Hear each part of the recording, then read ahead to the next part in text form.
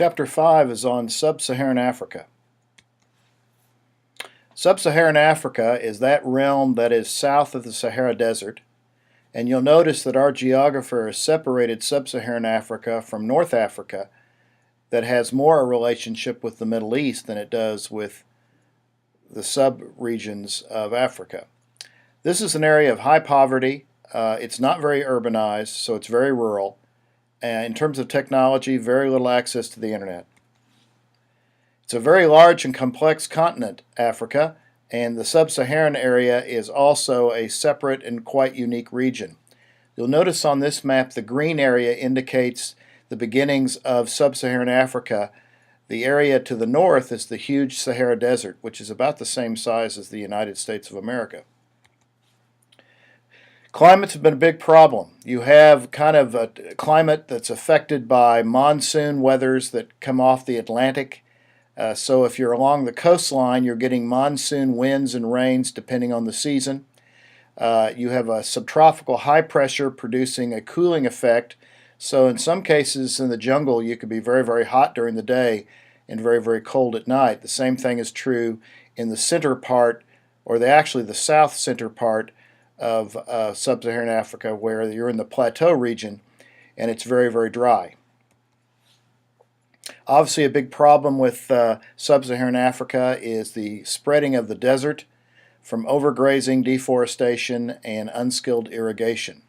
The Sahel is that area kind of in between the Sahara Desert and the tropical jungle, where there's a picture of it showing you how dry it is. Climate change, well, this area is having climate change just like everybody else in the world, and depending where you live, climate is extremely vulnerable, producing all kinds of problems. Of course, in this area you don't have a large amount of greenhouse gases because there's not a lot of transportation and not a lot of burning of oil and coal. So it's interesting that this is a low carbon mark. However, they are still experiencing climate change, which shows you there's not a good connection between global warming, CO2, and climate change. Sub-Saharan Africa has been affected by plate tectonics, primarily due to the entire continent of Africa being a plate in and of itself. But you do find rift valleys, which are areas to the east that are areas where Africa is breaking apart. The soils in Africa are not very fertile. The tropical soils are too wet, too acidic, and obviously the desert landscapes are too dry. But there are a lot of mineral resources and vast reserves of major resources that you can see on the chart to your right. Water, well, there's plenty of it. Unfortunately, the rivers are flowing in the wrong direction and in many cases are very, very hard to use for transportation. However, they're perfect for hydroelectric power, which you can see on this map. Another resource in Africa are diamonds. 65% of them originate in Africa. De Beers is one of the largest diamond producing companies in the world, but however, as a result of that, there are a lot of conflicts. The Kimberley process is one of the biggest diamond mines in South Africa. One of the big problems of sub-Saharan Africa is disease and pests, mosquitoes, the spreading of malaria and other diseases. And so you can see on the map that this is a big problem. Of course, AIDS is a big difficulty in the area as well. Only about 30% of the soil is good for cultivation. They use what they call a shifting cultivation or slash and burn, which means they knock down the trees in the forest, they burn the land, which gives it about a year or so of fertile soil, and then they have to move on to another plot of land. This is the cradle of civilization. Human origins are from here, and so the early history of Africa is involved with the African empires that you notice. The problem with African history is it's oral, so we don't have a lot of written history, and so therefore it's been very hard to learn about these ancient peoples.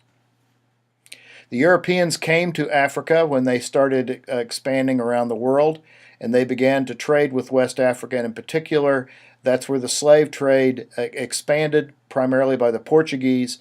They've estimated over 9 million people taken to South America and North America due to slavery. However, it's important to understand that slavery was something that's been going on since the beginning of mankind, and it's not necessarily a racist concept. European civilization differs by the different Europeans that came into the area, as you can tell on the map. The Berlin Conference was a way of trying to organize the European colonization of Africa, and you'll learn about that in the chapter. So colonization of Africa produces a good and a bad situation. In many cases, the colonies paid no attention to the tribal boundaries and began to export people and began to mix people up, creating all kinds of problems. The Europeans brought in certain crops, took out others, and so it disrupted the normal behavior. However, if it wasn't for the colonizing effect in Africa, you would find many of these countries still being quite tribal and very backward in development. So colonialism is both a good and a bad. Over time, there's an independence movement of the South American countries from the colonies, as you can tell by the chart, table 5.3, where the countries that were colonizing and the independence movements and the dates of those transitions.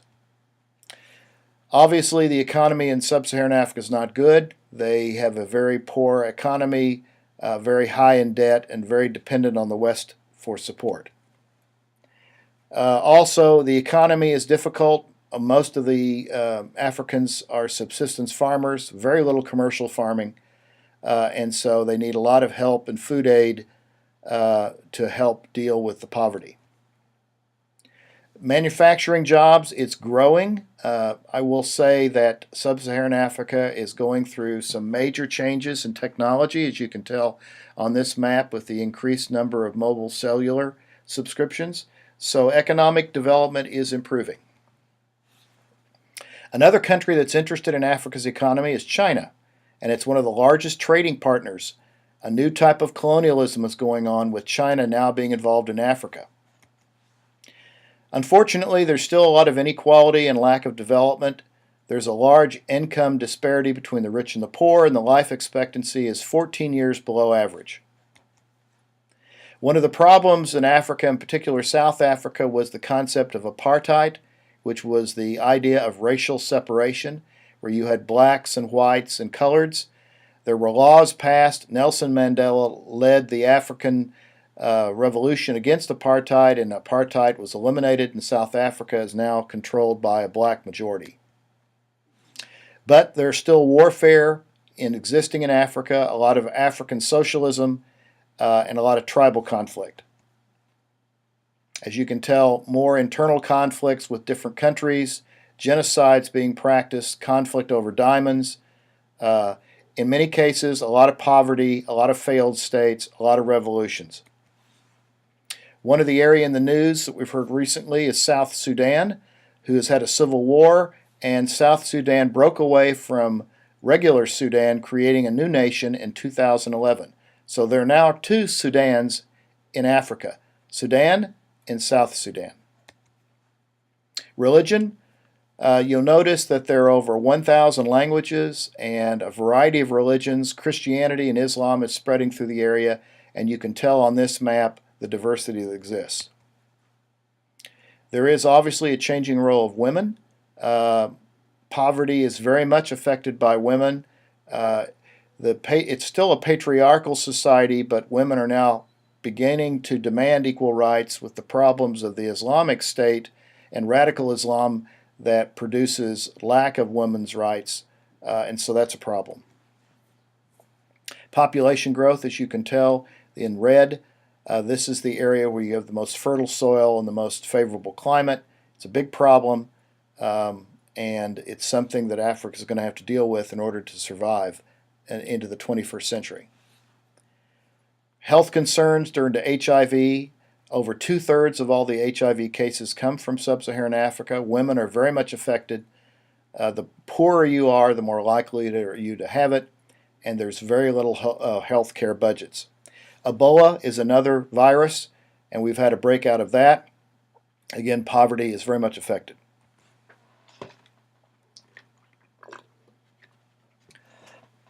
Excuse me.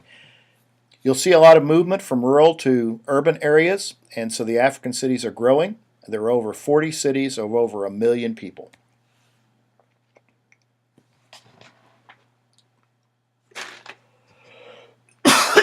excuse me. We are having sustainability issues with good government. The better the government, the better sustainable their economies are, and the more economic opportunities, and the better health. That's the end of Chapter 5.